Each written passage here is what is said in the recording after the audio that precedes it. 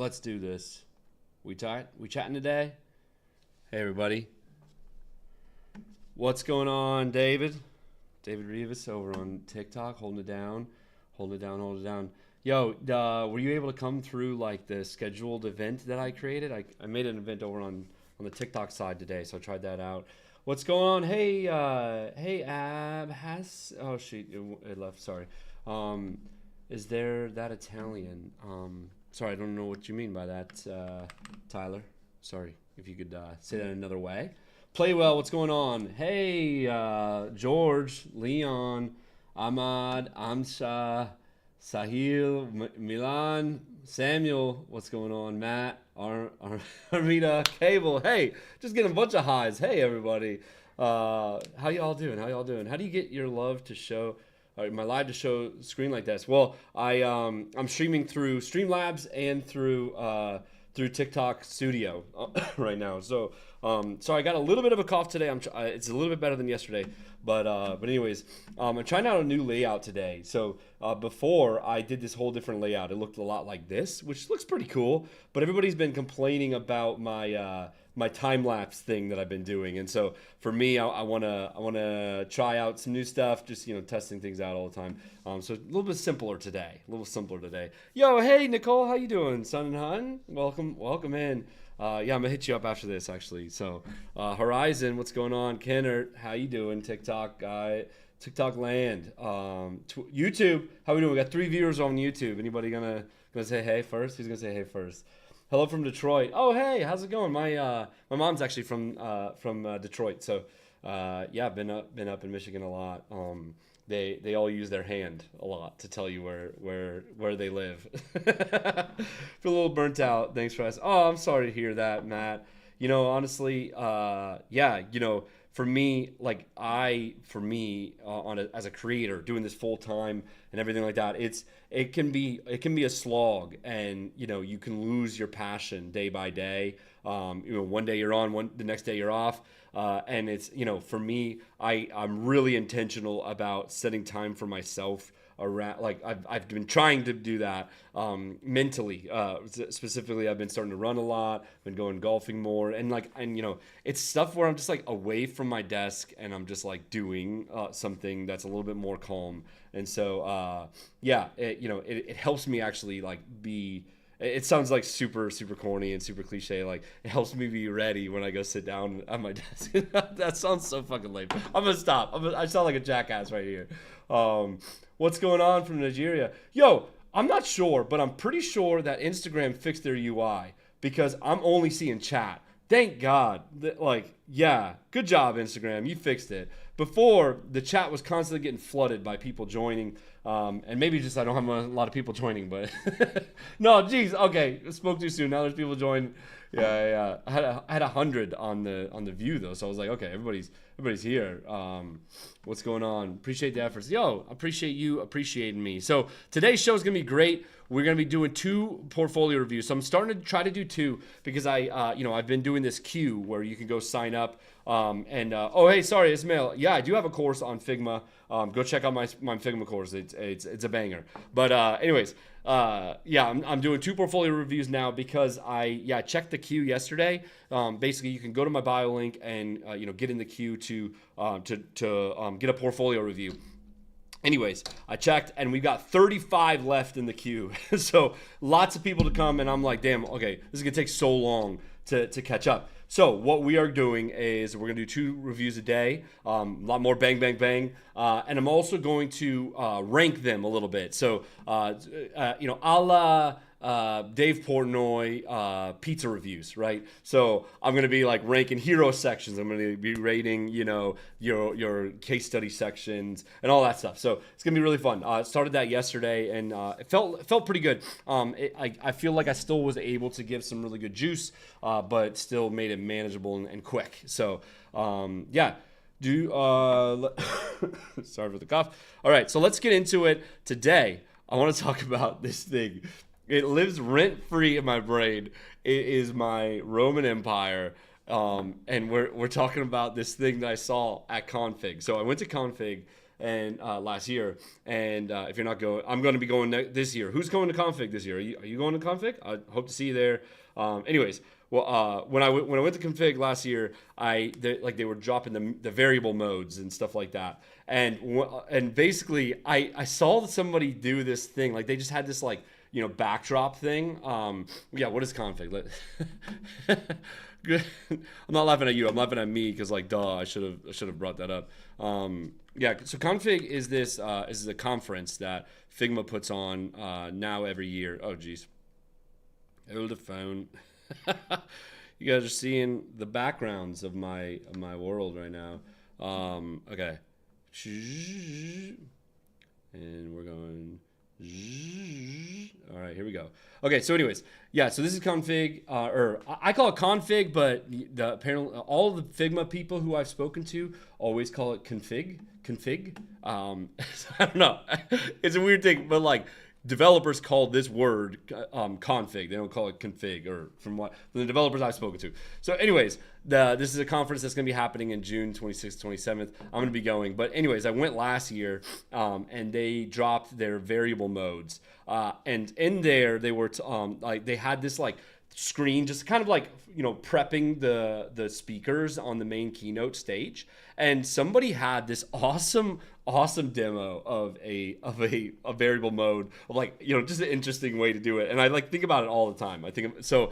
I'm gonna go do that right now and show you what it is, because it's Pokemon. It's Pokemon. So I was just thinking about it today, and I was like, let me go make a fucking thing out of it today. It's a good little tutorial too.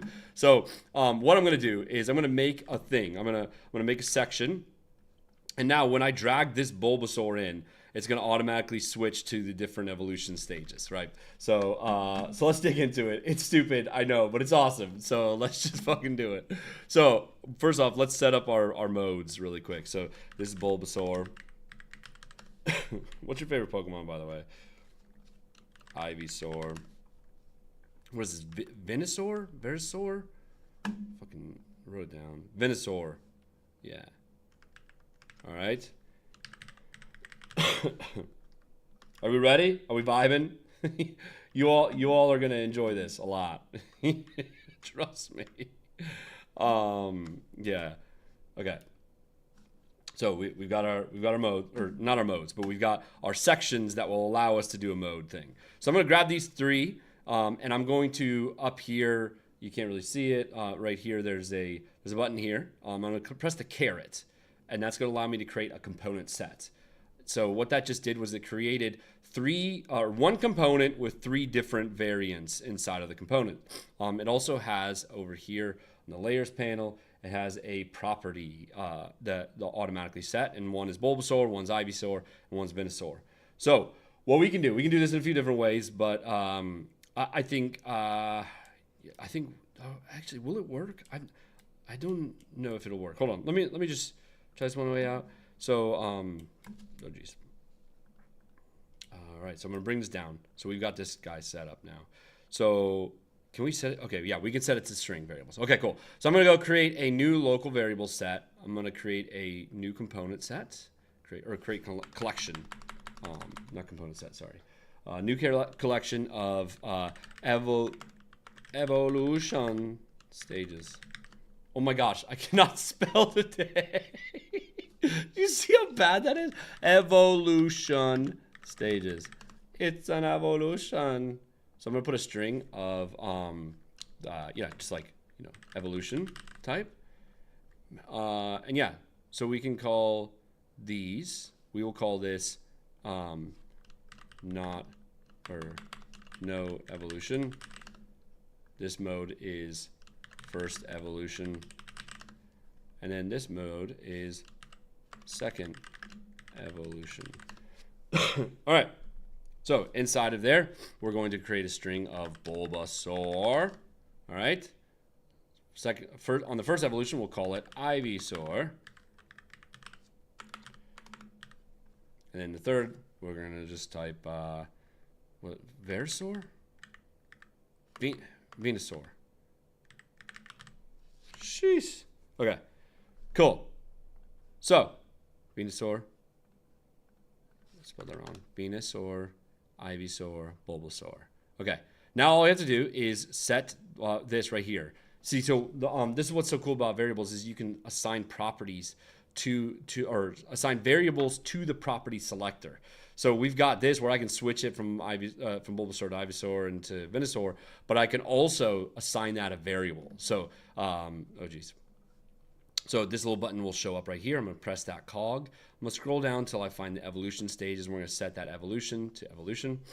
Then we're going to duplicate that over to the 3 sides.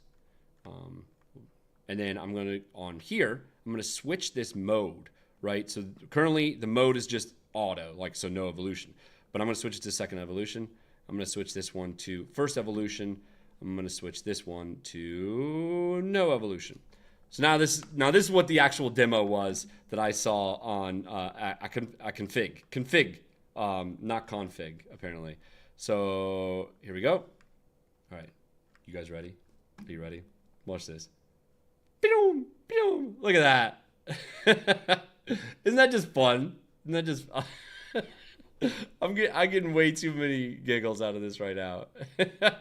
It's just like so cool. You know what I mean? It's like stupid. Why do we need to do this? We don't need, but we need to. We need to do this. So, you know, like let's just take this one more step further, a wild step further. I'm gonna go look up Charizard. Okay, so he's got some evolution types. Unevolved. Sorry, it's not evolved. But so I'm just gonna copy these images in now. So I'm not really watching chat during this little demo, but hopefully you guys are enjoying this. Charmeleon. All right. Okay. So now we've got a new set of modes. So what we can do now, though, how do we make it so that it bumps, like when it gets to that other mode, it gets to it sets a new side of it. Well, okay. So what I'm gonna kind of cheat, right? This probably isn't scalable without like creating an insane amount of modes, but I'm gonna cheat and just set a little Boolean as a new type. So or a new property. So a variant, and we're gonna call this is it Bulbasaur? True or false, right? So currently they're all set to true, right? Now I'm going to go ahead, press enter. I'm going to duplicate all of these, and we're going to do Bulbasaur false, right? And so now what we can do is we can set, I'm going to go ahead and put Charmander up in this beast. Charmeleon.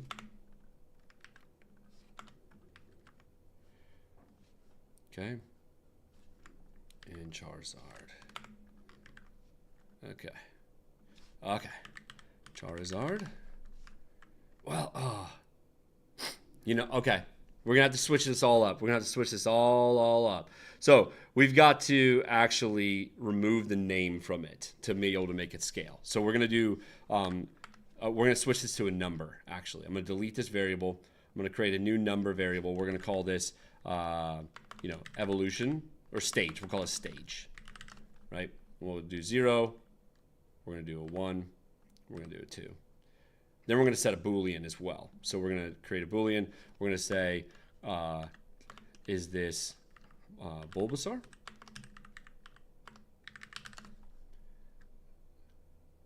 And then, wait, is that... I gotta like sort out the logic in my head. I probably should have ran through this earlier.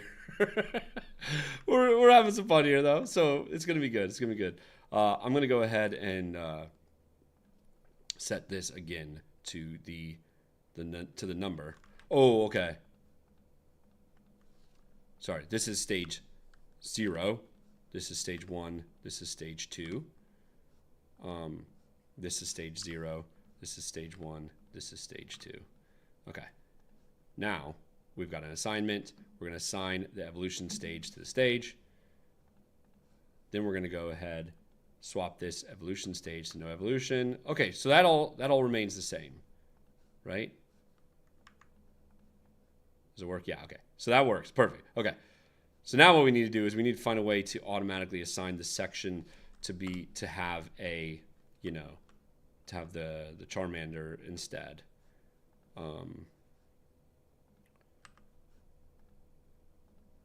So can we do that? Yes. What we can do, yeah, we'll set that local variable as a,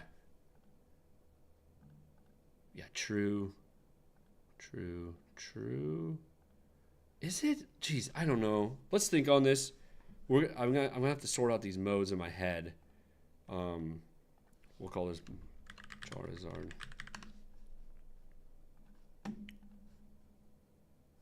Whee. Okay, there we go. We got it. We got it now. Right?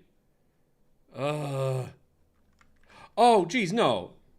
Duh. No, we're just gonna uncheck it. There you go. Come on, guys. Why? Yeah, we're not gonna. Okay, yeah, here it is. Yes, okay. I'm so sorry. That was a mess on my part, y'all. So this is, unevolved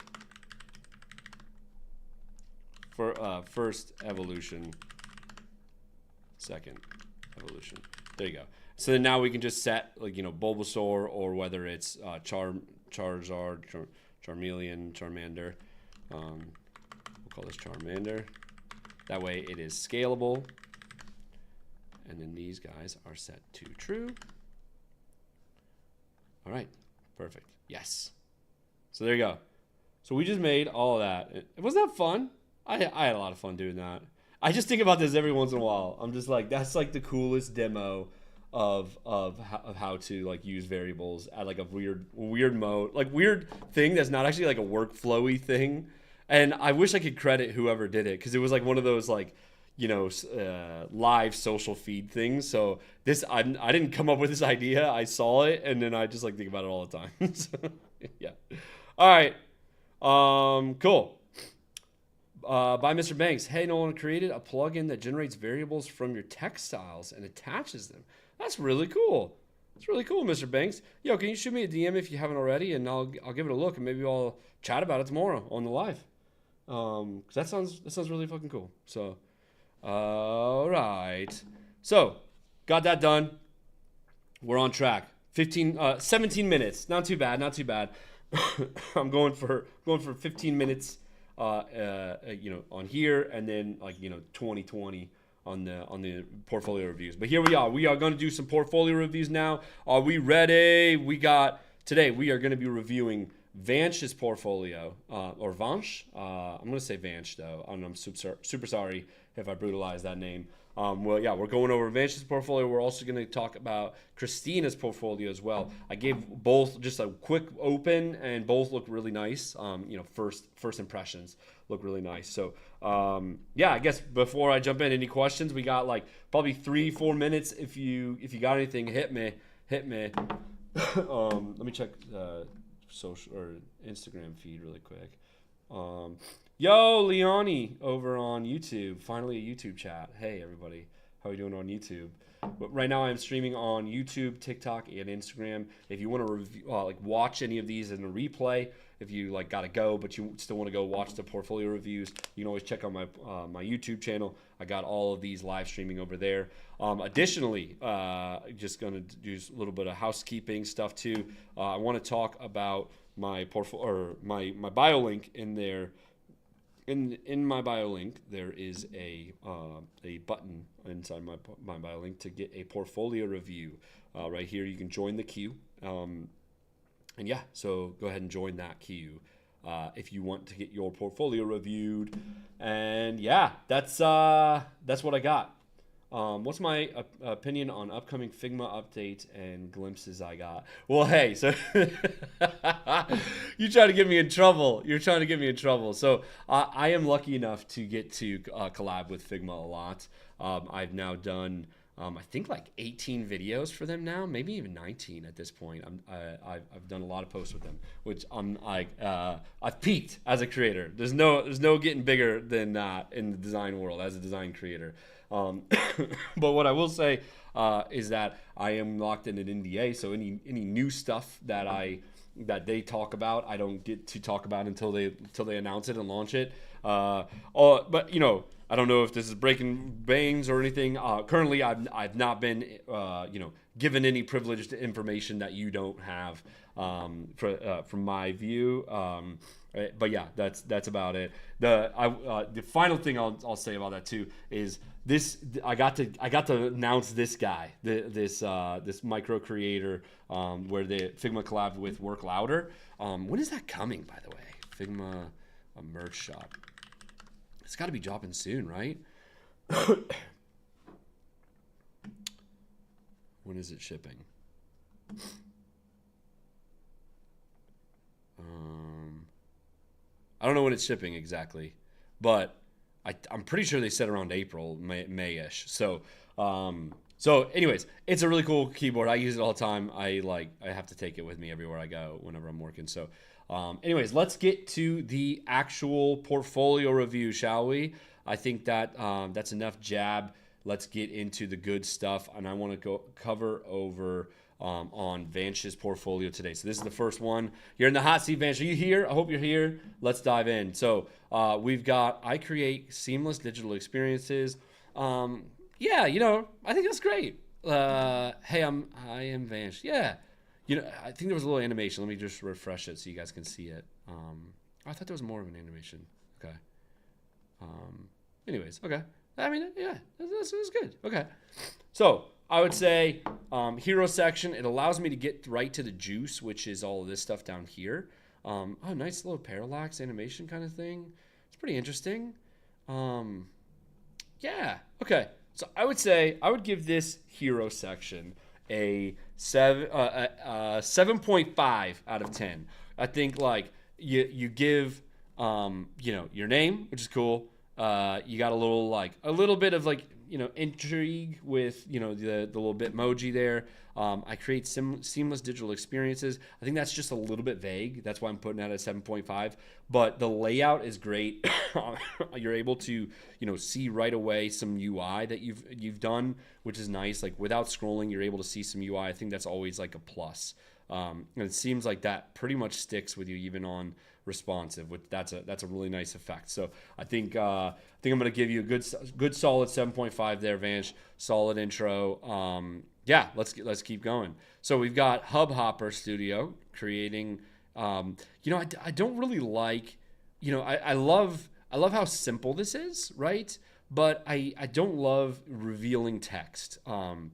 Especially when it's important to be able to know some more context, right? Hovering on this, creating a better podcast creation process on Hubhopper, that's a really good, it directs me exactly to what this project is and what you did on it, right? That's super important. And that shouldn't be revealed on Hover, right? It has this nice little animation. I would say it's a little too jarring. It would be nice to have a little transition on this animation here. Hey, thanks so much, Nino, over on TikTok for giving the live a share.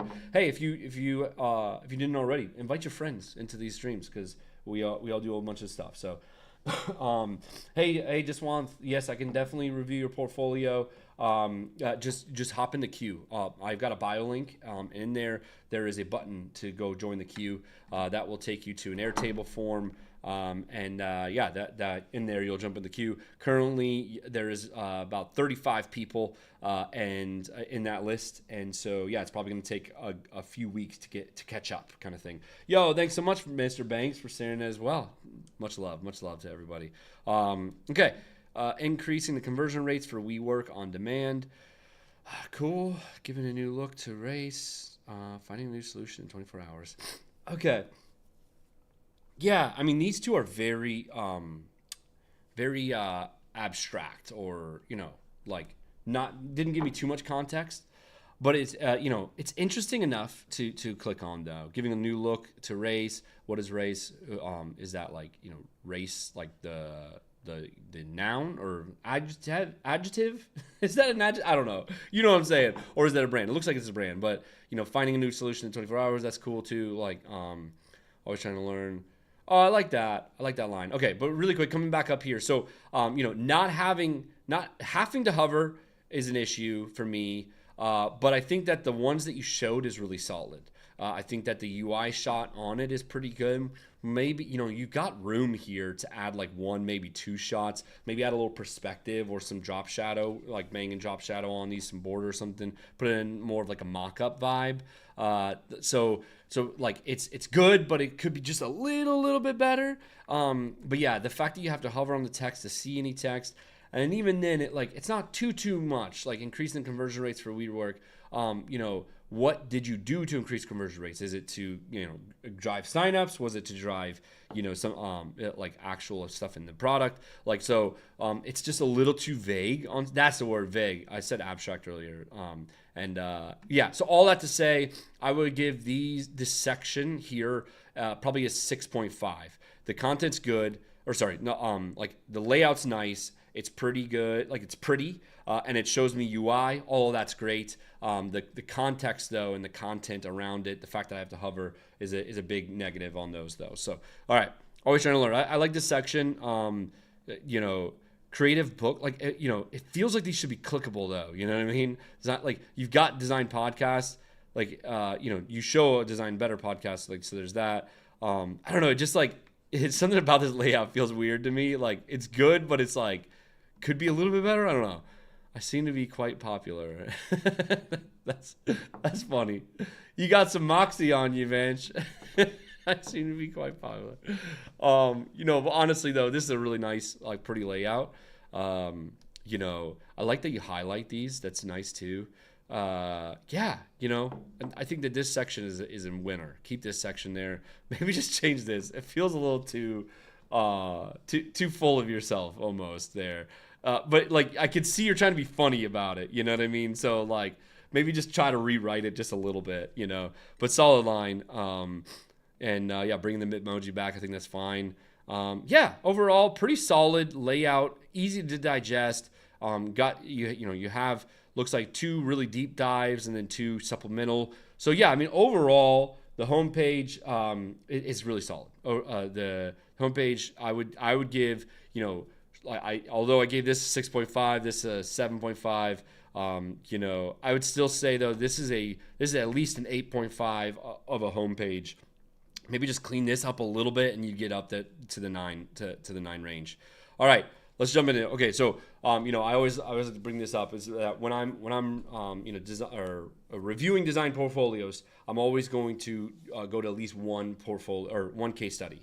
And so I'm looking at these, and I look at Rework, I look at Hubhopper. What I'm trying to find as a hiring manager is I'm trying to determine a project that might be some of the types of UX that is going to be what I give you, right? So if I'm doing a lot of admin panel shit, I'd love to see some really deep, form kind of stuff, right? If I've got a consumer app like social media or something, it would be great to see that, right? Now, I'm not really looking for anything in particular, so there's that. WeWork is a good, a big size company, so it would be nice to see what that project is. But also Hubhopper, it's kind of it's nice to see a little bit of pro feature involved. It seems it seems like that might be the better one for me that I'm going to jump on. So I think you putting it up top is good. Wow, that's a nice intro. That's really good. Go from any idea to podcast easily with Hopper AI. Man, that's a banger right there. That's one of the better hero sections of a case study that I've seen on these reviews in the past few weeks. So that's a 10 right there. Yeah. Right? Are we going 10? Yeah, I mean, maybe 9.8. Maybe give me a little bit of it more juice so that I can see some more. I don't know. I'm being picky. I'll give this a 10, man. Solid stuff, Vanch. There's animation involved. There's the UI is shown. Yeah, it's just happening right away. And then it goes like, it's got this like nice sum up line that isn't just a replication of what's on the homepage. It's giving me more info and getting me more enticed to read. So really solid, really solid. Yeah. Do I have a YouTube channel? Yeah, I'm currently streaming over on YouTube right now. So go check out my YouTube channel. It's Rad Nolan. Hubhopper is a podcast creation tool. Created by and for podcasters. It just distributes to 20 plus platforms in one click. Cool. I try to make podcasting easy for all. I create end-to-end experience for Hubhopper Studio, and my entire focus is on making podcasts super easy. I work with all departments. Okay. Is Hubhopper an app? Like, is it actually an app? Yeah. Okay. So here's my thing. Here's what I'm struggling with right now. You're saying that you worked with the tech team, constant team, and the company stakeholders, but I'd love to get a little bit more context on how you worked with them.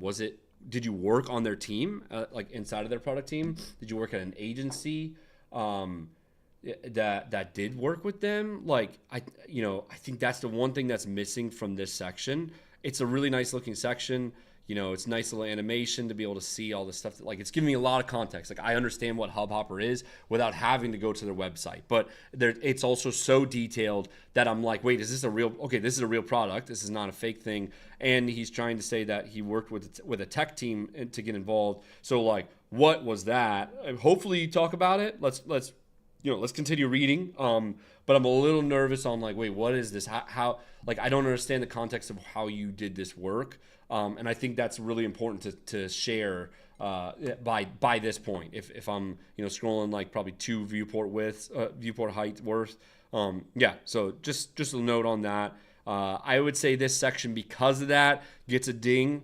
And I'm also not feeling a problem, right? And I think that's the struggle that I was also feeling there too, is that hey, we started with with this idea of Hubhopper and all the mapping out of what Hubhopper is, but you haven't really gotten into what you did for them, and exactly, and then why, right? And I think that comes from, hey, I worked on this product team. They had these issues and initiatives, and we tried to optimize like this. On the other hand, it was we got. On my agency, we worked with them for this reason. They came to us wanting a redesign or whatever, right? And so I think that that context is important because it leads to the problem that you were tackling. And so far it was, hey, you created an end-to-end experience for Hubhopper. Why, right? It started with the founder's idea. The founder wanted to increase the number of podcasts created and brought this idea to bring AI on the creation process. Okay. Yeah. Okay. So look, I just talked a lot of shit about that. And I think the big issue is bring this up here, right? Maybe cut this section to be able to just give me right to there, right? So I don't have to scroll a whole extra viewport height, because now I'm getting some good info on the context of how this project started, right? You wanted to bring AI into the creation process. And I think too, there was some iconography of AI up here, but Hopper AI is working as magic. But and outside of here too, it's there really wasn't a lot of outside. Does Hubhopper already have AI? And were you just expanding on it, or were you adding AI? It seems like you were adding AI, but again, it just a little bit more context would have helped there. Easy creation process equals more podcasts. More podcasts equals more Imran. Solid. Yeah, this whole section is really great. So just cut this, and then this section would have been another high one. Maybe 9 out of 10 on that for that section. Solid, really solid case study so far, really.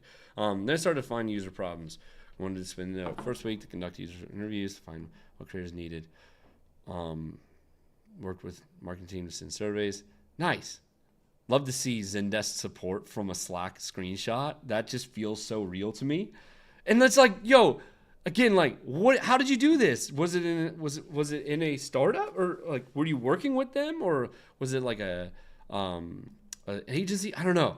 I need to know that. I'm like getting bugged out. Why? Maybe that's just me, but discovered what creators were feeling. Needed help in the process. Didn't know what to expect. Nice visualization here. Feels pretty good. Yeah. Got bored and left the process. Nice. Wanted help in marketing. Okay. 85. Nice. Nice data to wrap it up. The 85 users wanted throughout the process. Most users didn't complete the process. Nice. Yeah. Cool. Oh, some more animations in motion. It's just nice to see a bento like this. Of like you could have easily just screenshotted and maybe made even like a third level or third row with more screenshots of like workshops or whatever. But having this, makes it where the shrink happens. Like it's not taking them up as much screen space, but it's also still like engaging and drawing my eye. Like solid, very solid. Yeah. I mean, dude, like this is really good. I would say so far, all of this section here, that's a 9.5 at least, maybe even a 10 again. With every iteration, the design evolved. AI features cost money, so we brought the concept of AI credits, but didn't want the user to first interaction with AI, the product with credits. Yeah, that makes sense. Instead, I wanted to increase the AI feature adoption. Yup. Love it.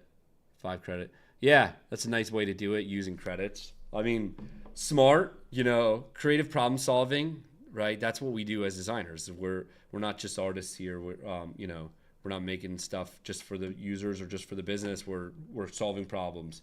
So, hey, Optic, definitely go send over. If you want a portfolio reviewed, head to my bio link. In there is a button right here, portfolio reviews. That takes you to a little thing to get yourself on the queue. Yeah, I love the specific call outs on each step of the process. I mean, this is a winner, man. This is really solid. I like the Bitmoji coming back too. I mean, yeah. It's engaging. This is engaging as hell. Easy to read, easy to scroll through. Probably AI to help users improve UI for the better usability. Using copy to talk to users. I mean, you can see the old versus the new. Like, it's just money. This is money right here. This is solid. I mean, what's happening here? Bummer. I don't know what's going on here. Does my computer not load it? Maybe I try refreshing. Okay. Not a big deal, but like, yeah, there's a whole section here. Maybe clean that up, Vanch. Now more users are creating podcasts. Cool. Love to see post launch data. That's great. Been learning so much in a startup with my amazing team to bring. Yeah. Okay. Yeah. See, you talked about how you worked in the startup. Like, bring this up to the top. You know what I mean? And again, I don't know what this is, but I like it. I like the motion of it. Learning to give feedback. Okay, so you were even doing some QA stuff. Wow. I mean, bro, Vanch, like, I got almost no notes, but like, solid. Everybody who's watching this, take notes, right? Fuck, this is good. This is really good. This is probably better than any of the case studies I have in my portfolio. Like, just like he scoped it out better than I did. So, I mean, everybody go to vanch.framer.website and check it out. That's a money case study right there. Let's go check. We work another motion right off the bat. Very nice. I mean, yeah, it looks like you kept the same level of focus on these. Yeah, killer stuff. I think that this is a really solid portfolio. I mean, I think, yeah, like, fix this section right here and you'd be close to a 10 overall. You know what I mean? I like these mini case studies too. Yeah, it's fun. It's easy to read. I think that's the biggest thing. That's really the biggest thing is, and that's so difficult as a designer when you're trying to share your information and your portfolio and all that, is like, you want to show your process, you want to show that you're a thinker, but you got to remember, like, the buck stops with, are they even reading any of this, right? And Vance has done such a good job in this portfolio to really like make everything as engaging as possible, like bringing motion as much as they could. Like just almost every section's got at least got a visualization of some sort that's not just like that's not cookie cutter stuff. And look, these are just images. That's fine, right? But even just like tilting them a little bit and stacking it has a really nice way to do it, So I just really want to give some good looks to you. Oh, time's up. So I mean, I got nothing else. I was just gonna keep nerding out on this. So solid, amazing work, Vance. If y'all want to check that out, go check out their portfolio right here. This is the link. So yeah. Let's give some claps. Let's give some claps to my person, Vance, right there. Great work. All right, let's catch up on some chats. Yo, sorry, YouTube. Hello, thanks for the video. Very useful. Is it better to have a portfolio as a website for a product designer? Yes. I would say, even just look at this, right? They don't even have a dedicated URL, Vance, right? It's vance.framer.website, right? That's, you don't need a domain, right? But you can spend a lot of time curating like hell. And, maybe somebody's going to ding you, but it would never bother me that it's like, oh, they didn't even buy their domain name. Maybe when you're getting into like senior level kind of stuff, but like, who really cares? You're splitting hairs at that point, right? And so, Wix has got the same thing. Webflow's got the same thing. Like all these tools have like, where you can publish it, but it's like, got the watermark and stuff. Who cares? Use that. But, for me, I will tell you, I don't open Drive links. I do open Figma links for a Figma portfolio, but I do not like doing it. It's a big negative for me. Where it makes sense, right? Because it's like, oh, well, like I could easily just update my Figma, artboards and I could keep my portfolio more updated more regularly. I get that. But here's the thing, probably 100 other people that applied to the same job have something on Framer, Wix, Webflow, whatever. You know what I mean? And so it's kind of just like, it's one of those things like, it's just like, if everybody's doing it, you at least have to go there and then, make it work off that. So, Nat, just take that a little bit with a grain of salt. You might be like, sorry, for everybody else, YouTube, on TikTok, it's refreshing to hear because it can get pricey.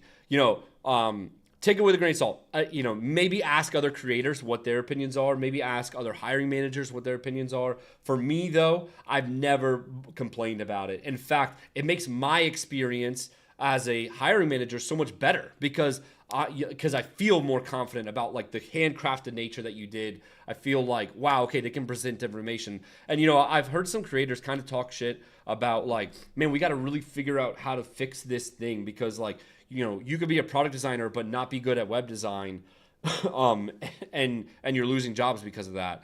And like in a perfect world, we could find a way to do this without looking at portfolios. But for me, how I feel confident about saying, hey, you need a good portfolio is, look, you don't have to be a good web designer, but you do need to be good at presenting information, right? Like now there's a lot to be said about this portfolio. Like, is this good web design? I don't know. It feels like a blog post in a lot of ways, but they visualize their information in a huge way. And that is so important, right? Because that's like, UX is in everything. It's not just in the products we design, but it's also how we get our stakeholders to like come on board and use the stuff that we're designing, right? Like the way you write your emails and Slacks and all that there's UX to that, right? For me, when you're spending this level of effort on a case study to make it nice for me as a reviewer, that's really where you shine, and it becomes like its own case study in itself because it's like, man, this person can really crush it on presenting information. So yeah, what's the purpose of these lives? Please, I want to know. Yeah, what is the purpose of these lives? Well, okay, so these lives started about like 3 weeks ago for me. I just love being live. I love talking to people. I love helping people. I was getting a lot of asks for like mentorship and portfolio reviews, and I just don't have the time to do it. I would love to charge for that, but also I don't even know what to charge for that, and I also just want to help you. Like, you shouldn't have to like pay just to get in the door. And so this is my way of like being able to like do this on the stage at least. Right? Because there are a lot of crossovers. We're looking at Vance's portfolio right here, and this is like, go do this. If you could do this, you will be like much closer to having a job, right? And so now I'm able to just share my some of my knowledge because I've hired 2 people in the last 8 months, or now it's I guess 9 months. But yeah, and I've also during that hiring I reviewed over 600 portfolios, right? And so like I'm putting in the work, so I'm not just some guy who's just kind of like, hey, I'm a designer, let me look at your portfolio. No, I've hired people, and this is how I approach my hiring. And so you don't get that much juice. You often like from as a you kind of spray and pray, and then you never hear back other than, hey, sorry, we went with somebody else. So that's my goal with all these lives, is to be able to share this stuff. So all right, from Latin America, hey, how's it going? How can I have the opportunity to get a job remotely? Like I would say just hit up a bunch of startups, really. Like startups, especially like, go to YC, like Y Combinator, and like just start redesigning new YC startups, redesign their websites and send it to them and be like, hey, you want me to build this for you? You know what I mean? Like, and then, you could start with a small project like that and then get into like rebranding them and like doing their whole product and everything like that. You know what I mean? Like, I'm not saying it's going to happen, but that's a way. So that's an angle towards it. All right. So, hey, love y'all. Yeah. Hope I'm a junior UX designer. Hey, sorry. Yeah. Is it better to have a so yeah, I went into the portfolio website. Sorry. Only a Behance project, but I don't actually know how I can build a website. Hey, great point. Now, I talked some shit about, don't send me to a Figma link. Don't send me to Behance websites. Like, don't apply with a Behance website URL. But what you can do is apply to something like this, like vance.framer.website. And then when you click on these, it can take me to a Behance site. Like, it's a little bit of a negative, right? But what I get out of it is I at least get the juice of you handcrafted a homepage, right? You did something, and then often Behance case studies are really solid too. So that's why I feel pretty okay about when you've just got some link, like these would just take me out to a new page, which takes me to Behance. I think that's fine. But yeah, like Life over on TikTok, you sent me a Behance URL. I would probably walk into that with a negative. You would walk in with 1 strike of 3, right? And so as a hiring manager, because I'm like, dude, like just, I don't want to go browse your Behance profile. You know what I mean? Like give me some info about yourself, curate it, show me which one's most important to you and why, right? And then send me out, and then I can read the case study from Behance, so there you go.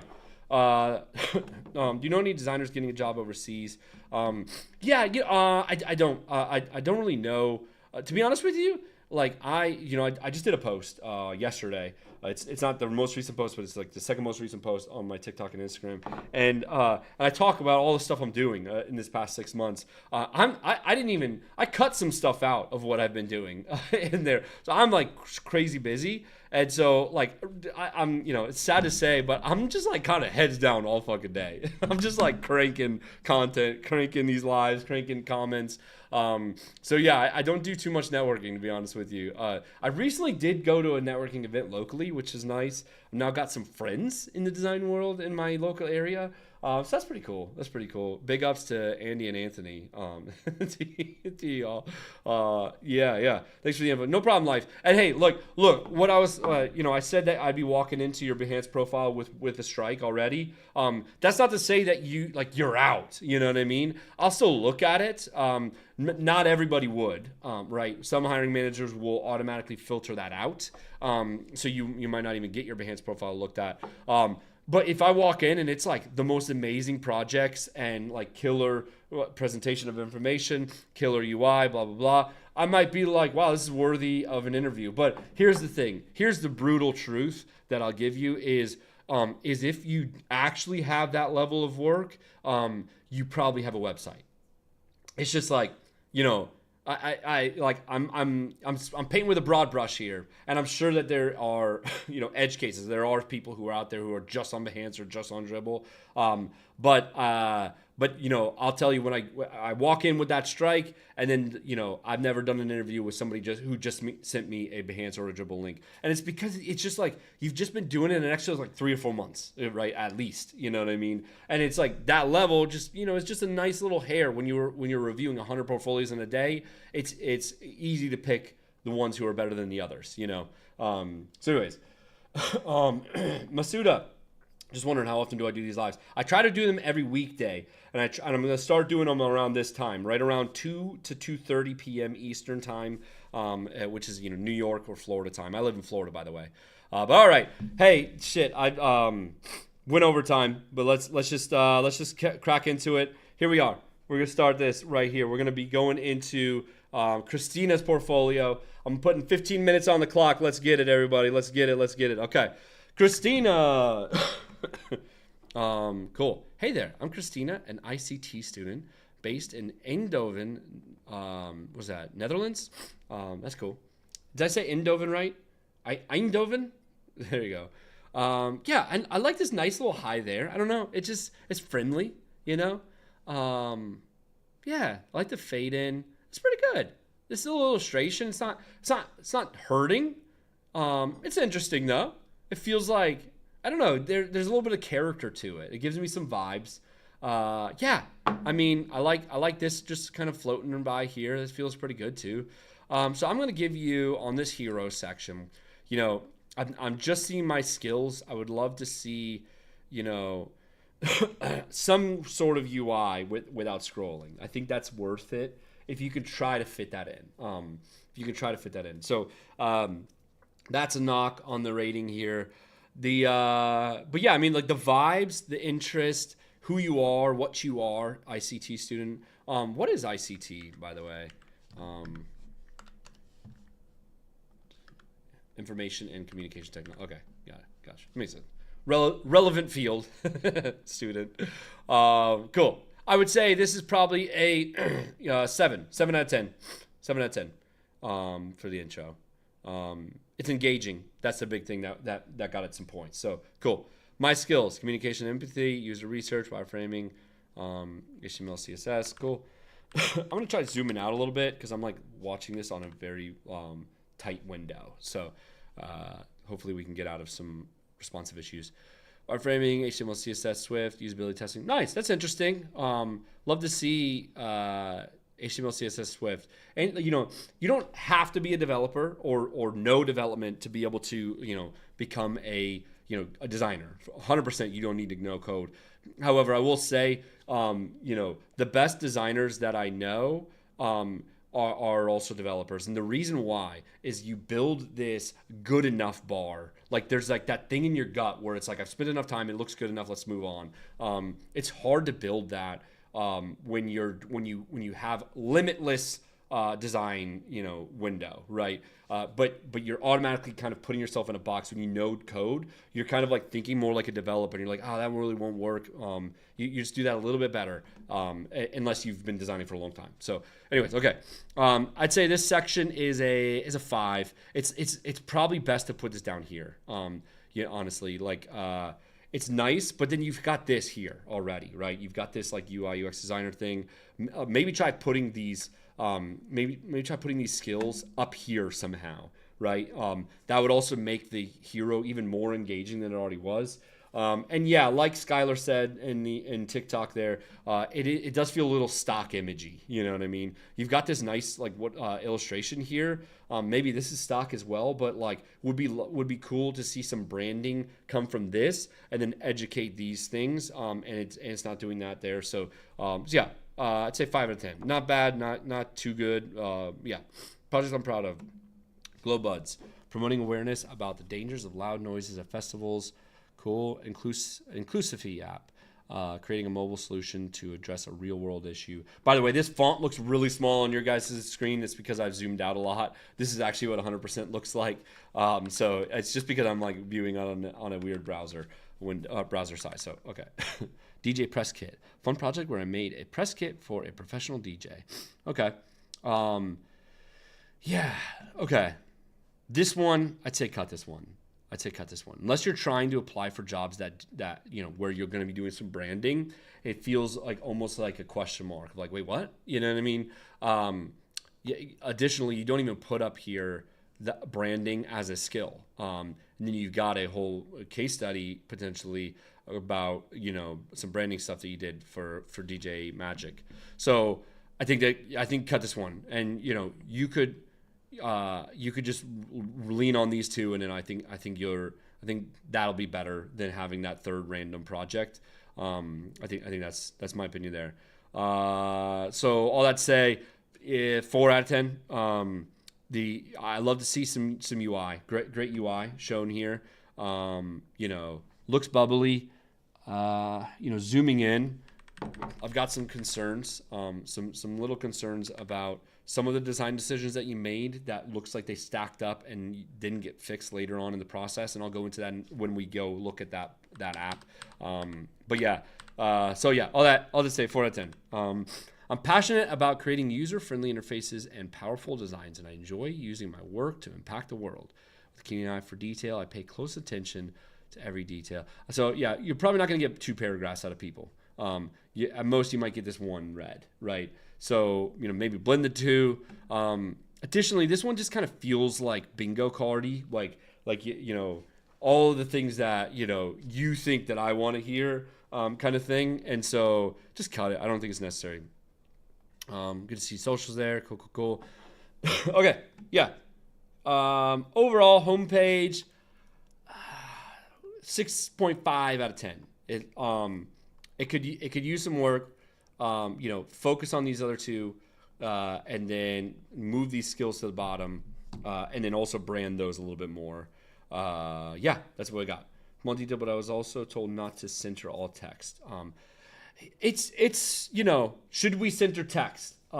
Question mark for the room. What do y'all think? YouTube, Instagram, TikTok. Do you think centering text is bad or good? I think it's okay. When you've got this long of a paragraph, it's starting to get into maybe you should have left aligned it.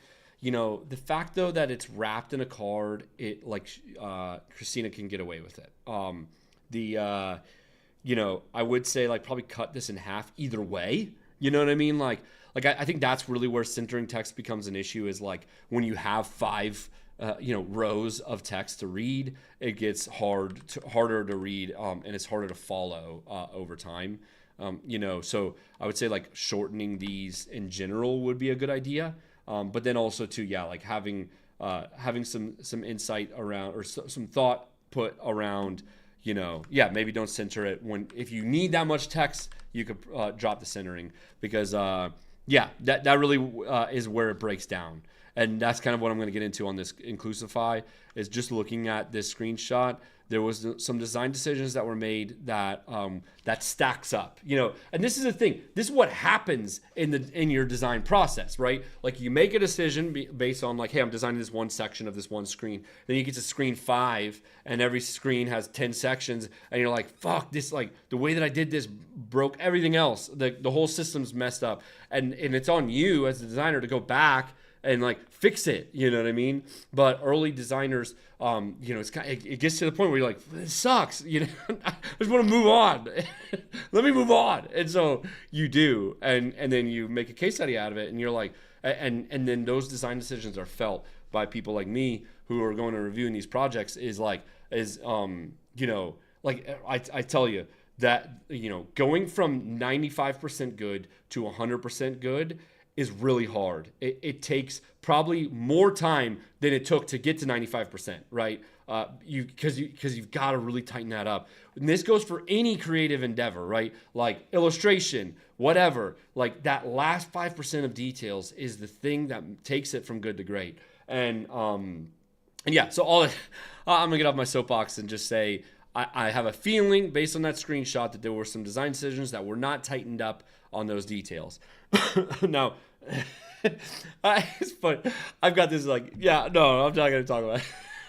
I've got some daddy issues around details, but it also made me a better detailed designer. But anyways, Inclusify app problem statement. Parents are first off, I don't like the image in the background in here. It's throwing me off a little bit. Again, more centered text. Like if it was just this much, you could get away with it, but that's only like 20% of that whole text.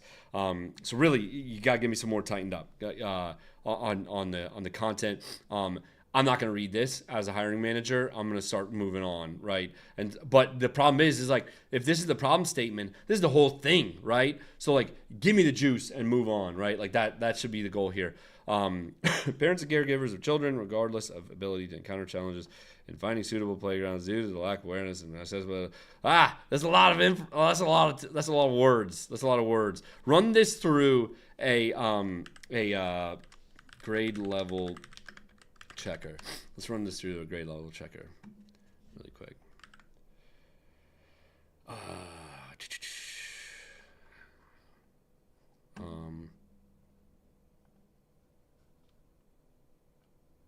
Wow.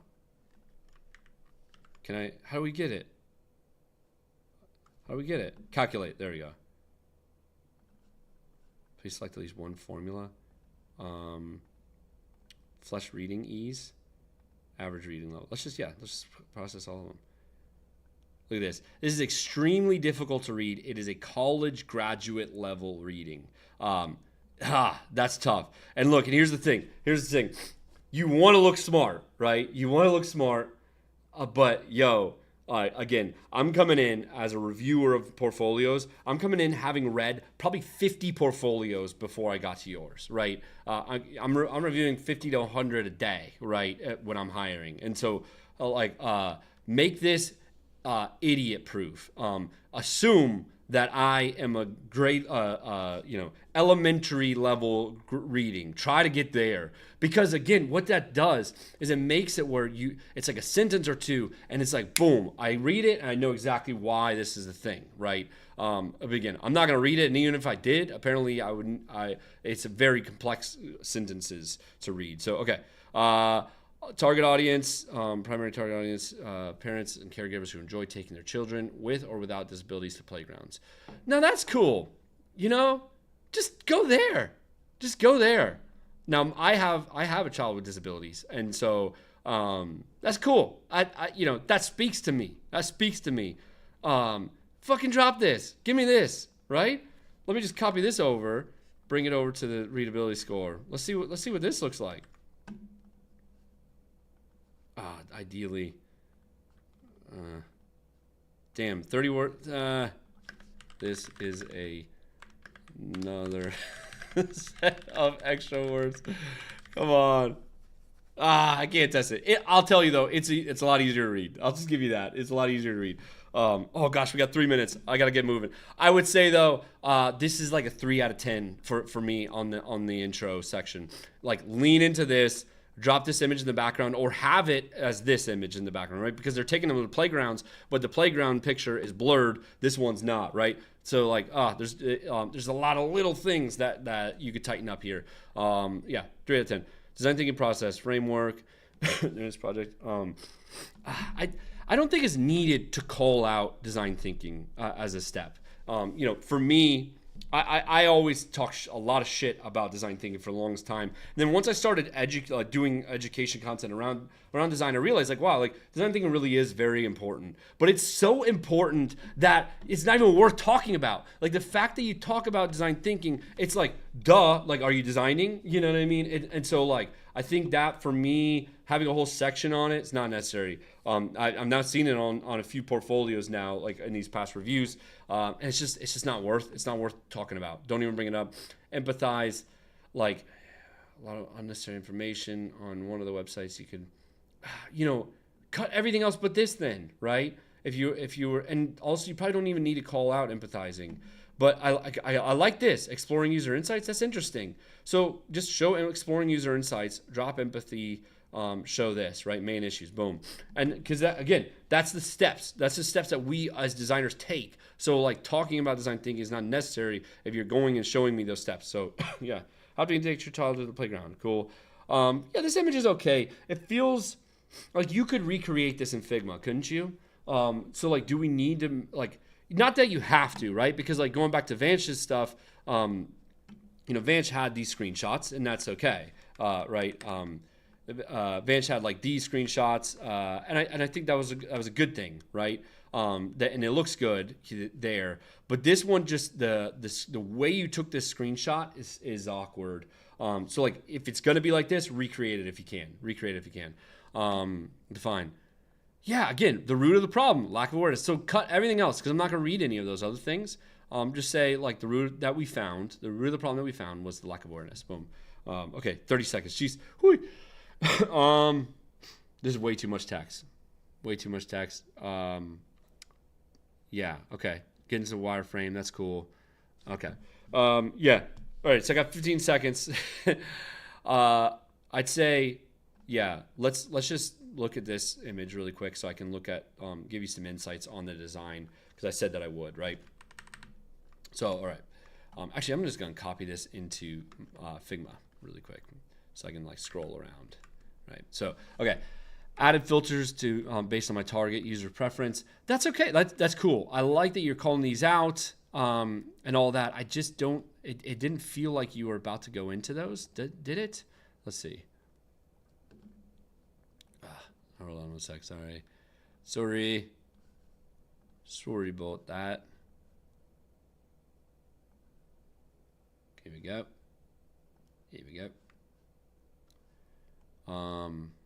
Yeah, okay, yeah, we were coming to the end. Okay, cool. Just wanted to confirm that we were nearing the end. Like I like that you had those steps, right? I just don't think it's worth calling out. I also think that there's way too much content. Yeah, there's way too much text, not enough visualizations. And so yeah, so now going into the actual UI, because I'd love to talk about that on the UI a little bit. Hey Alexandria, nearest to you, most popular, most reviewed. Okay, so let's talk spacing really quick. This spacing is bad, or it's off, right? Now this nearest to you needs to be bumped over, right? There should be more spacing here than there is here, right? So we're dealing with 7 pixels on this scale, right? 7 pixels on this scale. We're gonna move this over, and this is 4 pixels. Yeah, almost half the amount of spacing is here as here. It should be the opposite side, opposite way. So that's just one thing there, really quick. Let's continue on. These feel okay, but again, like I can't even read this because it was so zoomed out, right? That's a concern for me. You know what I mean? Like show me more, show me the UI. I think too many people focus on making these nice like collages. But I need to see screen by screen to be able to judge your design skills. You know what I mean? And so like don't hide because I'll still be able to figure it out, right? And whether you're a good designer or not, or whether you're ready or not, right? Yeah, see again, the spacing right here is a little off. There should be more here than there is here. This spacing's feeling good though, so this just needs a lot more spacing right here. I like that there's more spacing on the bottom, so that's cool. But then yeah, like I think the layout of this grid looks weird, and this doesn't look centered. So it's just these cards. It feels almost like, again, I can't even read it, so I don't know what the content is there or the context of the content. So I'll just leave it there. That it's okay on that layout there. I think it could be a little bit more tightened up, especially on the spacing side. Overall, like the bubbliness, the UI, the colors are good, right? The shadows are looking pretty good. Maybe a softer shadow a little bit. But, I think a lot of this stuff is pretty good. It's really just spacing stuff. Additionally, too, I don't like the roundedness of this, right? It feels like this should be wider, if at all. Maybe not. I don't know. Maybe just the rounded is throwing me off a little bit. The rounding up top is throwing me off. Okay. Yeah. All right. Yeah, again, like kind of going back to what I was saying earlier, like design decisions that you make on the beginning stages like lead up to, kind of design debt they have to go clean up, and it doesn't feel like this was cleaned up afterwards, right? Maybe it was, but it needs another pass because just the spacing levels, like there's more spacing here than there is here, and it shouldn't be that way, and it's not a big deal. It's all very close. It's all very close. I just want it just like a little bit further along, and you'll be there. Again, the UI is pretty. It's a pretty UI. It's just like those tight details is what's throwing me now. Probably like overall, you're pretty close, really. I think just like designing a few more apps all the way would probably be enough to bring you to the UI skills that you need, and you'd be just about ready. I think though, like from the UX perspective, like the information architecture perspective, that's really important, and it's falling a little flat. So, and then that leads to spacing issues, not being strategic, right, on your spacing. So, all right, that's it. I would say overall though, portfolio for Christina is probably a 5.5 out of 10. And that's one of the higher ones compared to the stuff that I haven't ranked, but yeah. So solid work. Keep going, Christina. You got this. Keep going. Vance was all-star was crushing it today. That was probably the best, if not the best. It's you versus David. Was David? Was it David Rivas? Is probably it's you and David Rivas right now up top on the top rankings of the ones I reviewed so far. Now, if you want your portfolio reviewed, you can definitely do that. You're just going to need to go to my bio link, and in there's a button to get on the queue. So right now there's 30 people on the queue though, so it's going to take a little bit to catch up. All right, hey, let's chat. What you got? Ric Flair, woo. What's up, David? Okay, small detail, but I was okay. Yeah, told this centering. 100% bring personality to the top of this situation, and show the rest. Yeah, love it, Skylar. Sorry, I wasn't monitoring chat that much. Yeah. Vance's portfolio was great. Yeah. Great job, Vance. Yeah. Really, really great job. And great job to you too, Christina. I'm not trying to knock you entirely. I think though it was just everybody's at different levels, and all that comes from just more work, right? It feels like Vance has done more work, and that's it, right? Like don't feel disheartened by where you're at, right? One thing that I love to talk about is how I don't think that there is talent in this world. Like I don't like, definitely there's an affinity, but that affinity basically is built on a passion for it, right? You don't need to know sheet music to be the best guitarist in the world, right? But I'll tell you, the best guitarist in the world didn't just pick up a guitar and was like crushing it. Maybe they could like figure it out a little bit. Maybe they could read some of those patterns a little bit better than another person could. But they still probably sat there and played guitar every day, all day, until like they got in a band and started, crushing it. And then from there, they were playing every day to make songs. And so, I think that's one thing that like gets discounted, where you chalk it up to, well, I just don't have the talent for this. No, everybody's got the talent for this. It's really though, do you have the passion for this to go through that hard work of gutting it out and getting a lot of projects done? Because it's very easy to design.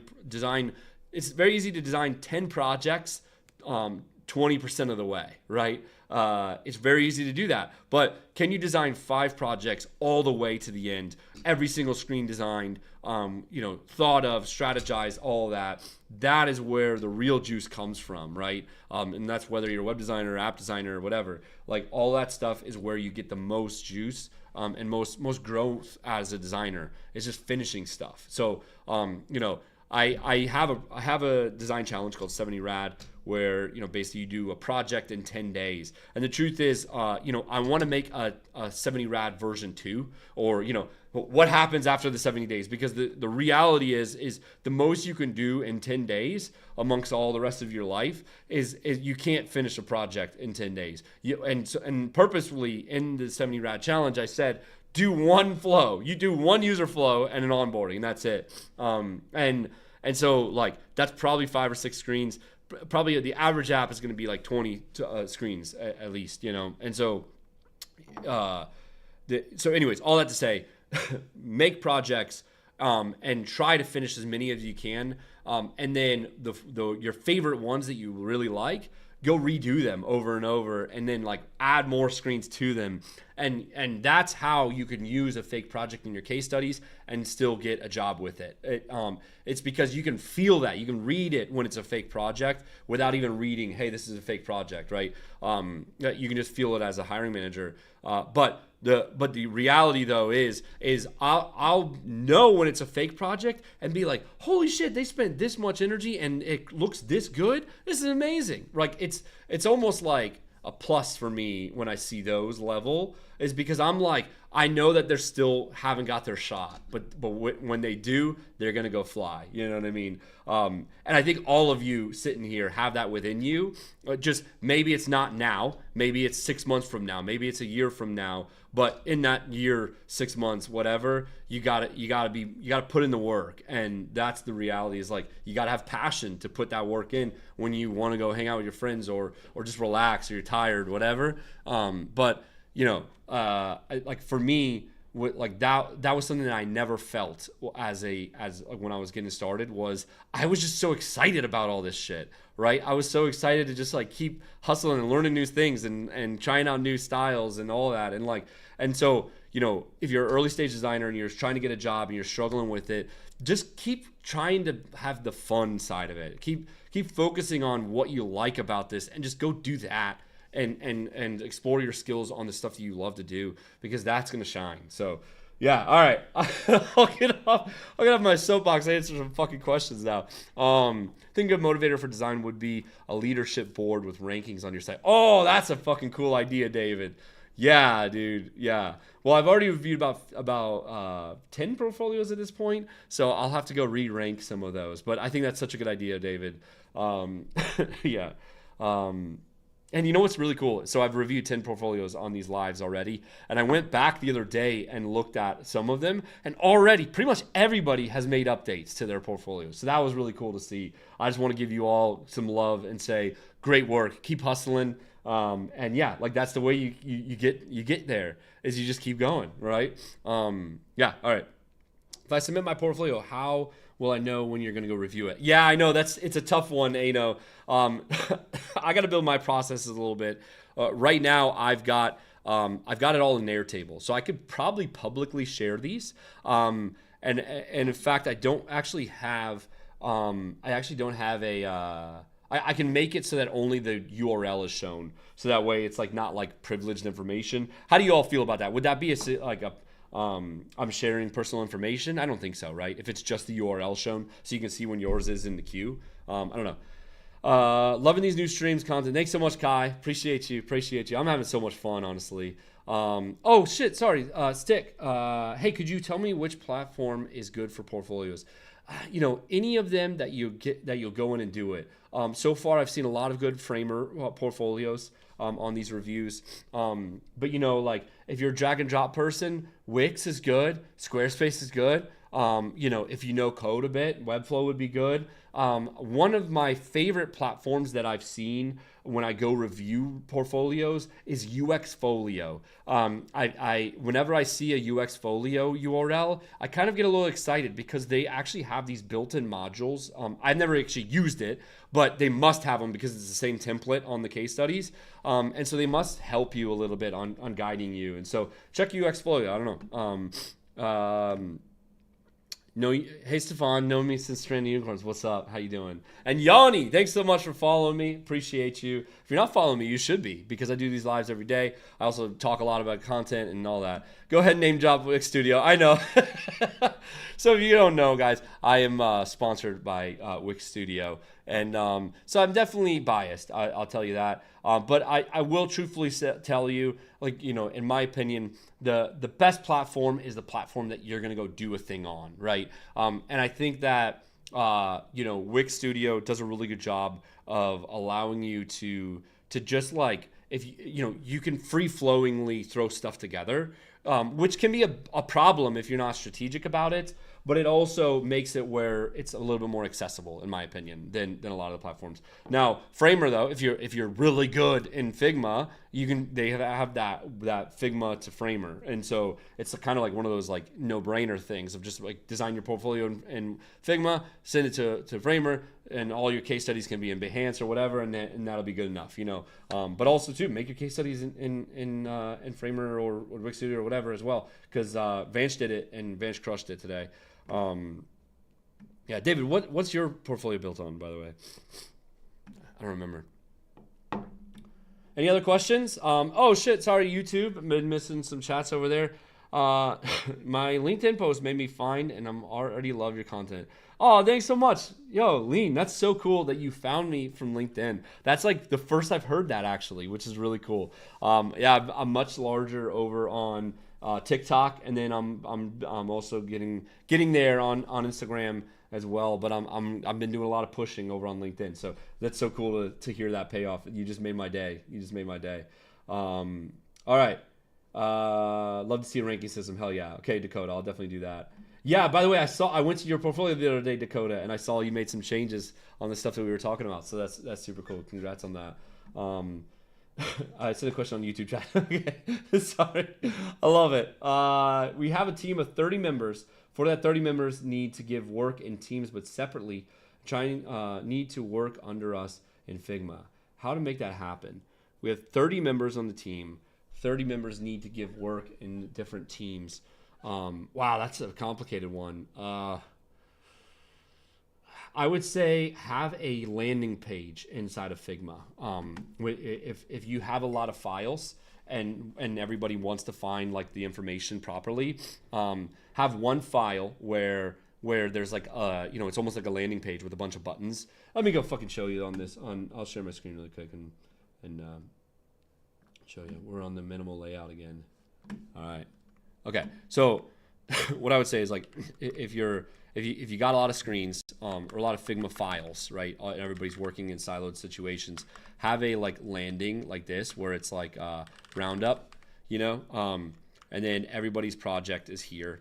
You can you know, bold that, scale it up a lot, you know, and this is like project name, right? Who's the owner of the project? All right. Owner, like who's doing the work, right? And then like just have like maybe like a link,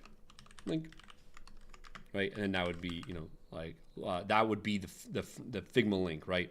The copy and paste as Figma link. You can do that right here. You can do that on frames. Copy link to section.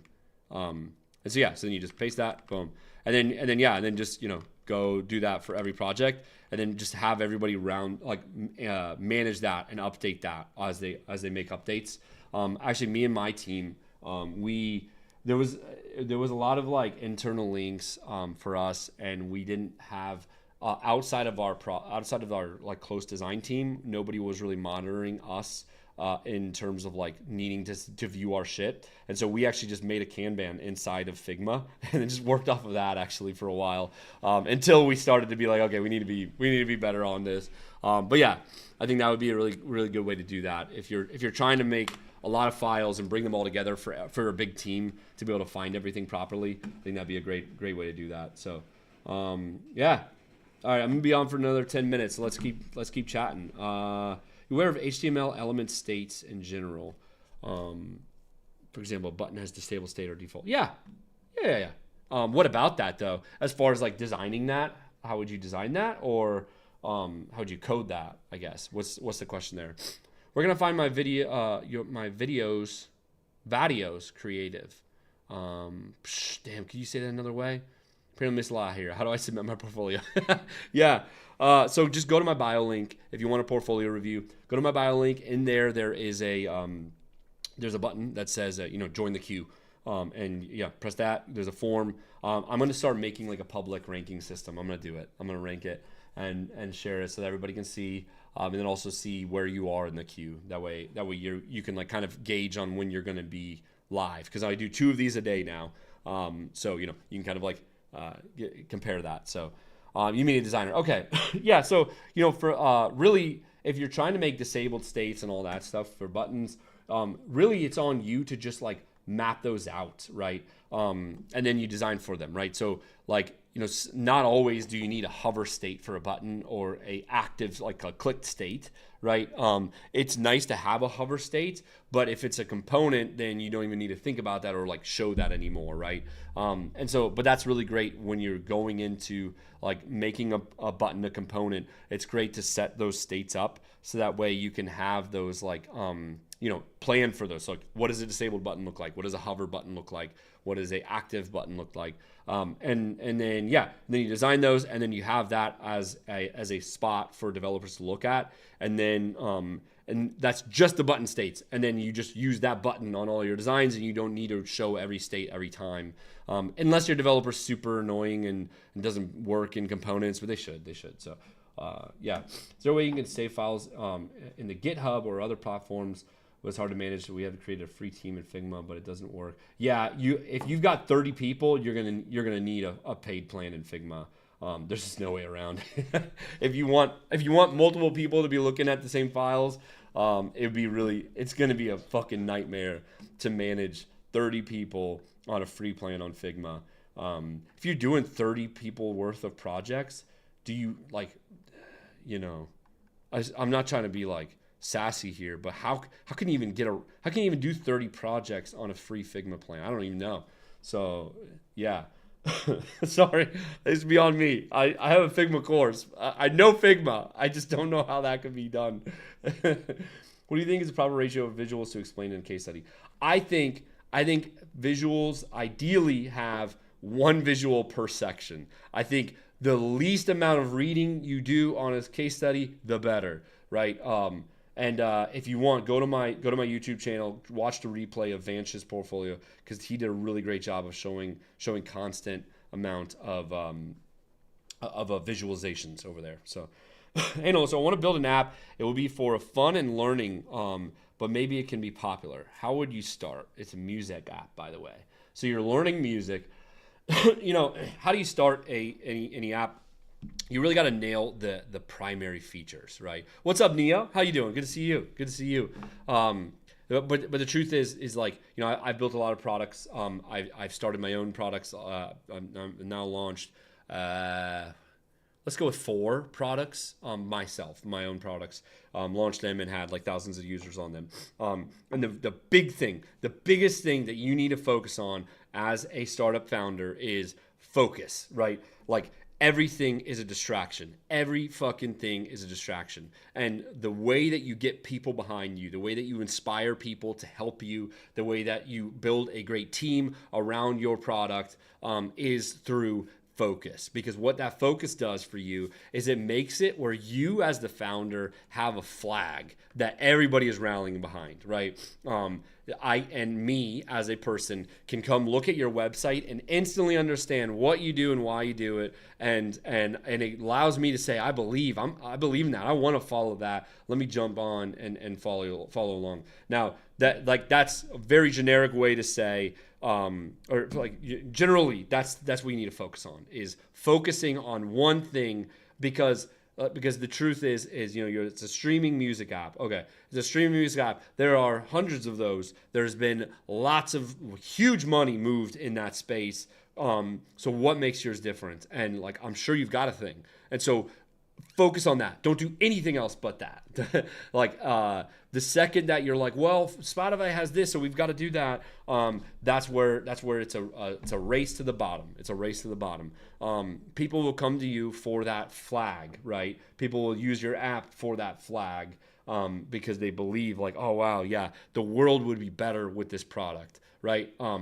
Because of this, right? The world should be this way. Like that's what you should feel when you are reading the feature, like the key feature, right? Is like, damn, the world should have more of this. Like nobody's gonna put that in words as a user or whatever, but that's the thing. That's the bit. That's how you get people to move on all angles. It's how you get people. It's how you get investors. It's how you get, people to download the app. It's how you get people to work for you and be excited to work for you and with you. And so yeah, I think that's the first one is find out what you are and what you're not. And then just always remember to focus on that, because once you get any level of success, it's really hard to keep that focus, because all of a sudden there's constraints. It's launched. You got two developers, right? Let's say you only have one developer. They're crushing bugs all the time. They're also working on the backlog of 50 features that you had to cut to get to launch. Now all of a sudden this new client or huge customer or sponsor or whatever wants this one thing. Are you gonna have the guts to say, no, that's not in our wheelhouse? It's hard. It's really hard. And because if you get investors, then the investors are going to start saying, go fucking get that customer. What are you doing? Why are you wasting your time on all this other shit? We've got a customer in the bag. But look, that customer is going to take 6 to 8 months, maybe a year to close. You're going to spin your wheels for 6 months to get that feature out for them, and they might not ever fucking close. And it's the fucking brutalest thing for the entire team. It's a productivity killer. Because not only are you leaving that flag, you're also chasing another rabbit. It's so funny. My dad, he has a lot. He speaks in these parables sometimes, and when I was growing up, I'm like, fuck that, shut up. You know what I mean? Like, but man, here I am. I've now quoted 2 in this one live. I've quoted 2, and it's real, man. It's real. Don't chase 2 rabbits. Focus on the one rabbit. Working as a solo designer on app development, stakeholders want so many features. Yeah, it's real, Amber, and it's tough. It's tough to say. It's tough to say no to a stakeholder. And, maybe they have some context that is a reason for it, right? And it's also tough when you've got these big-ass name clients, because then you're like, well, shit, if we get this customer, like, we can put that on our website. Like, other people are going to look at us and see that it's awesome. And like, it's so hard to walk away from. It's so hard to put that on a back burner and say it's really, let's go close that. Hell yeah. But we got all these other things. Let's focus on those. Like, it's so hard to do that. So Enrique, I know that might not help you for much as far as like what to do right now. You have an idea for an app. What do you do? But that is the first thing that you really need to set is find why your app should exist and really make that as much of the world should be like that thing, because that will help you make decisions moving forward. So hey, how's it going, Lime? I'm gonna say Lime. Sorry. How can I conduct my own case studies from scratch? I have an idea, but I'm not sure how to go about it. Go look at Vanch's portfolio. Honestly, I reviewed a portfolio today, and it was a banger of a portfolio. So I'm gonna go bring that up again before I hop off.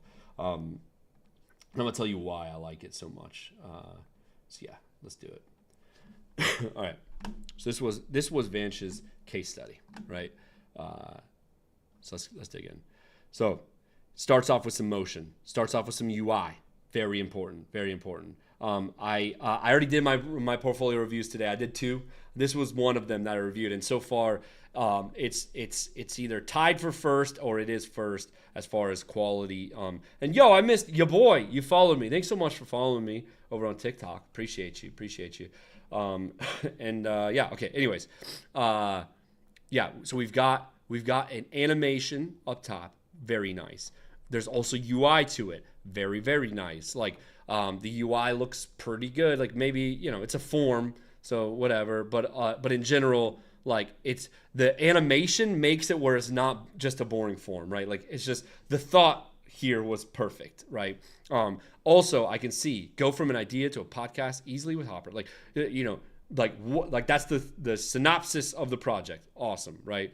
I think that this section needed to be blended with this section. This was actually like the only stumble in my opinion. But but basically, yeah, need to add a little bit of context of how you got this project and why. It seems like Vance never even called it out the whole project, which was kind of annoying. But it seems like it was an agency or like a client that he did. But yeah, he explains what the client was. Explains that he worked with different companies or different teams within the agency or whatever. Again, I don't know. That was like the only asterisk to it, right? But it started with the founder's idea. We wanted to bring AI to the creation process. Love that this is highlighted. That's the other thing. Start with the problem. What's the problem? Why is it done, right? Like start with UI, banger. But also start with the problem. That's the other banger. Once you've got that problem nailed down, because that's what we do as designers. There's a problem that needs fixing, right? This needs to be optimized. Like we need to launch, right? Like there's so many like things that are like that start with a problem, and we make a feature and a design around that problem, right? And so because like that's where you need to start. In a case study, it's all my portfolio reviews are on my YouTube channel. Basically, I stream on YouTube, so you can rewatch all of my streams over there. But yeah, they needed to bring AI to the creation process. Cool. Well, what was even more of a problem though was when they went and did some market research, they found like, and this is how they did it. They like had Zendesk set up, so that's cool. But they found some of these insights, right? Like that's cool too. Then it ended with some numbers, right? And again, look how easy this is to just scroll through and just like I can just look at these visualizations and like I can kind of get a gist of what it is without reading anything. I'm definitely gonna read those because it's so big and punchy and it's good. Then yeah, again we've got some like showing behind the scenes of like the wireframey process. I've seen some people do like 3 or 4 viewport height scrolls. Like you have to scroll 4 times just to get through all of this. I think this is the perfect restraint, right? It shows that you did it. Shows that you did some wireframing. You might have done a workshop, and then we move on. Cool, right? Like great, cool. That's in this process. Let's move on. Like again, that's just a really nice little milestone check on the way, right? But it's not like interesting for me as a hiring manager to read, and so it jumps in and moves on. Then they show like details on, shot by shot of what's going on, what's going on and why, and then and that's it, super cool. I think that's a really big one. Now we're getting into personality, which is really interesting.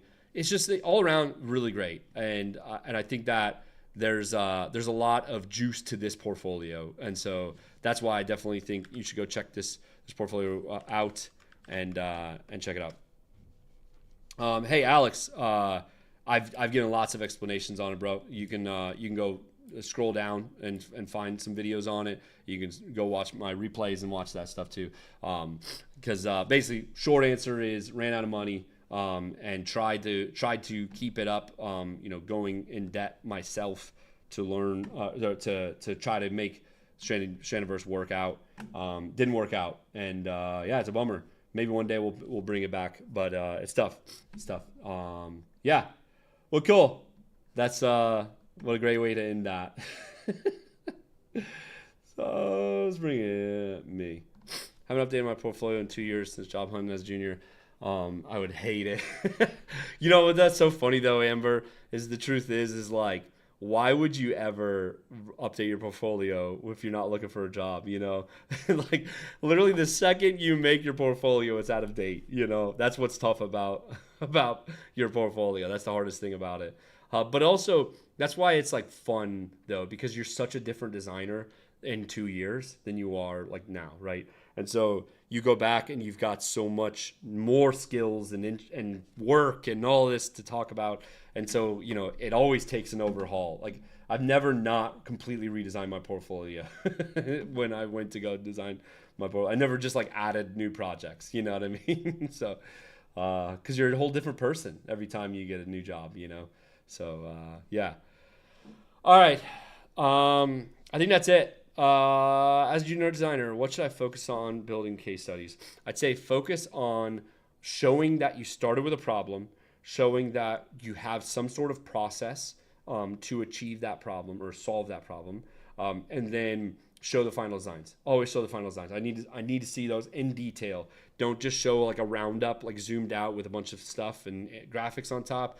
Like you can do that, but you can only do that as long as you've also got zoom in shots of it. Because at the end of the day, that's the thing that I'm judging, right? It's okay. They started with this problem. This was the strategy they used, and then now, now that I see the final UI, does this actually address the problem? Does this address the strategy that they went about doing? Do I feel that strategy in these final designs? And does the final designs actually look good and use good UI tactics?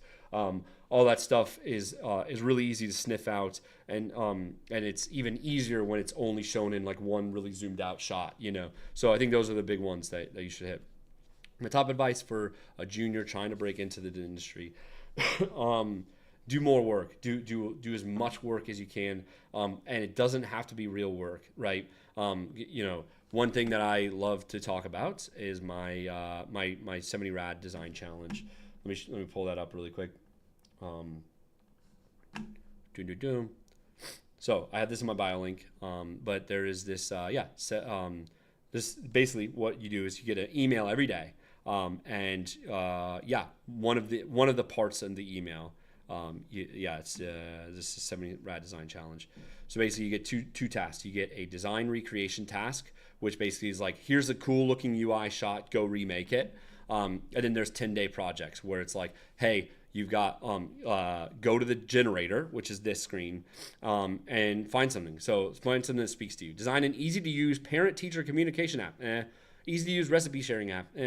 Easy-to-use resume builder. Wow, that's pretty cool. You know, I'll go design an app around that. You know, and then basically every step of the way you get some guides on how to do it, on how to like what you should be doing on day 1, what you should be doing on day 2, and day 10, right? Like, so within 10 days you should be finishing this project. And by finishing, I mean you're doing 2 user flows, right? You're doing the onboarding flow and 1 main user flow. Now every app needs probably dozens more user flows, and so it's on you to say, when you finish 70 rad, to say, I really liked this project, I think it turned out really good, I'm going to go add more to it, I'm going to go add more features to it, and then make a case study out of that. Because again, and that's the truth, that's the reality of it, is if you're not breaking in, it's because you need a little bit more work. It's because whether that is to build your skills, or you've had the skills but you're not able to show them with the work that you have. And so don't wait for clients, right? Go try to get clients for sure, but don't sit around waiting for them. Instead, focus on getting as much of these fake projects as you can done. Current site that I'm showing is 70rad.com. This is just a generator that I built. And basically, you can just there's just a bunch of different ideas. And look at this. I not to toot my own horn, but this thing's pretty dope looking. And I don't know if you can tell, but there's actually there's colors to it, and the colors are actually anchored around difficulty. So, remote learning platform is a little bit harder than a crypto trading dashboard, but that's still pretty hard. There's still some details that you got to show on that. Color palette generator is very easy, as far as use cases for it, there's only so many features that go into a color palette generator, right? So, but then the gamified version, what does that mean? I don't it's just interesting. This little modifier was a cool idea. And again, I'm just gonna sit here and toot my own horn because I think it's pretty fun. What is a set it and forget it color palette generator? Aren't all color palette generators set it and forget it? Well, maybe not. I don't know. One day I should just do a live where I just do this. I start with a generator and I go design it. Holy shit! I should go do that. I should really go do that. Okay. Well, that's it. With that mic drop, I'll just leave it there. Running app for people who hate running. And it's a set it and forget it one. That's awesome. Should I focus on case studies on only apps? What about something like patient care systems for hospitals? It really depends on the places you're applying to. So if you're applying to patient care centers, sure. If you're applying to product jobs, sure. If you're applying to web design agencies, you should have web design stuff in your book, and vice versa, right? Having like if you're applying to product design jobs and you have like two apps and a website and then a branding, it's kind of like, why is that branding there? I don't get it. You know what I mean? But maybe you're applying to agency jobs that do have branding involved, right? So you didn't really catch it because of times those. Hey, don't worry, Aylin. You can always check out my YouTube channel over there. I've got all the replays. I stream all the replays. Big thanks for all the tips. Yeah. Hey, appreciate you thanking me. I really appreciate you being here. All of you, 48 people on TikTok, 22 people on Instagram, 7 people on YouTube. It's so funny. As the live goes, Instagram always starts at like 90, and it sits around 90, goes down to 70, chills at 70, maybe goes down to 50 for a little while. And it's the exact opposite for TikTok. TikTok's sitting at like 10 or 15 for a while. And by the time I'm like, all right, I'm almost done, I'm wrapping up, then TikTok comes in and we're sitting at 40 or 50 for a while now. And I'm just like, I can't leave when there's this many people hanging out with me. But yeah. So Can't Code, do you recommend any websites to showcase my portfolio? Take this with a grain of salt. I am sponsored by Wix Studio. But I do think Wix Studio is very friendly if you don't understand code at all, because you can just like kind of drag and drop. It's like, fully, customized on the builder, right? And so it's like, it feels more like designing than, mapping out a website. So, anyways, maybe try starting there and see what happens. Hey, I appreciate you, Deborah. Hope you're having a great day. You too, Neo. I'm hanging out. I'm hanging up now as well. This was a great live, such a great live. I'm definitely going to do a 70 rad live design session soon. Probably not tomorrow, but very soon, very soon. All right. Have an awesome day, everybody. And